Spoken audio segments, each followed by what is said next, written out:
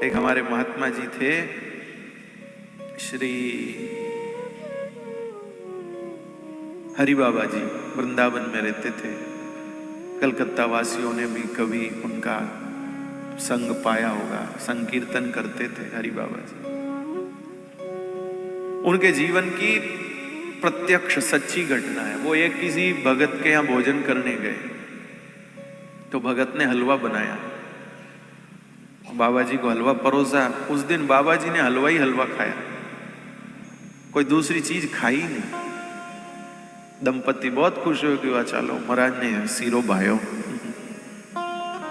खूब प्रेम से पाया। पाकर चल पड़े। पूछा कुछ बचा तो नहीं? बोले नहीं महाराज कुछ नहीं बचा। बोले तो बहुत बढ़िया। चले गए।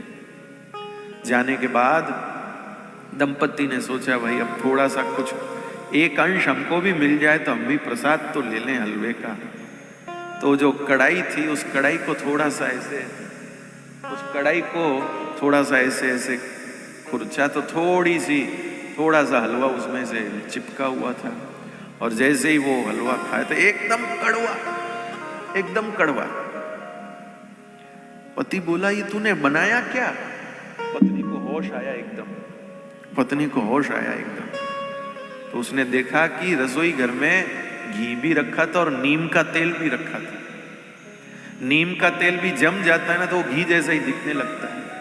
तो बहन जी ने गलती से घी लेने के बजाय नीम के तेल में हलवा बना दिया। अब तो दोनों पति पत्नी बाबा जी की शरण में, महाराज माफ कर दीजिए, गलती हो गई, भूल हो गई। महाराज ने कहा गलती क्या हो गई, भूल क्या हो गई? बोले आपने हमको जरा सा भी नहीं बताया। अरे उस हलवे में कड़वा हलवा था, वो नीम के तेल में बना था बाबा जी। बोले अच्छा है, पेट साफ हो जाए, पेट के कीड़े मर जाएंगे। बाबा जी लेकिन हमारा तो धर्म नष्ट हो गया। हमारे घर महात्मा आए और कड़वा हलवा खा के गए। महात्मा जी हरि बाबा जी बोले मैंने सारा खा लिया था, फिर तुमको पता कैसे चला?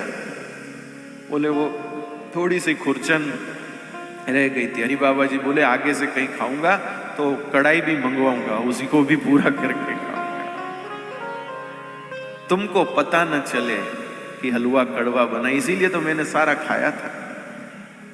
अरे इसमें कोई चूक नहीं है, तुम्हारा प्रेम था इसलिए तुम उस प्रेम के प्रवाह में भूल गए। ऐसी महात्माओं की बात होती। अपने लोग तो इतना ऐसा स्वभाव बना नहीं सकते भाई।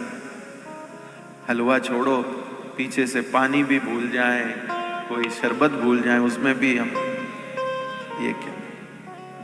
खैर तो भाई वो चूक नहीं है, वो चूक नहीं है, वो तो भक्ति का एक लक्षण है।